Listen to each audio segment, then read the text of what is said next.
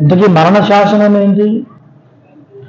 పాపము వలన వచ్చు జీతము మరణం, నువ్వు తిను దినము నిశ్చయముగా చచ్చెదవు. ఇది మరణ శాసనం. ఆజ్ఞ అతిక్రమమే పాపము, దేవుడి ఆజ్ఞలను అతిక్రమించడము పాపము అని శాసనం రాసింది. ఈ శాసనము రాసినందుకు ప్రతి మానవుడు మరణం అయిపోతూ ఉన్నాడు. మిగిలిన ప్రాణుల పరిస్థితి వేరు, మానవుని పరిస్థితి వేరు.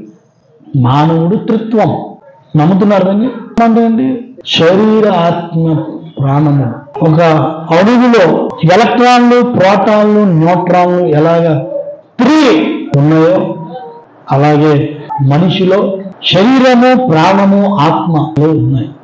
ఎప్పుడైతే మనిషి చనిపోతాడో శరీరము మట్టిలో కలిసిపోతుంది. రక్తములో ప్రాణం ఉంటుంది కనుక రక్తము మట్టిలో కలిసిపోతుంది. ఆత్మ తాను దయచేయు దేవుని యొద్దకు వెళుతుందని శాస్త్రం చెప్తుంది.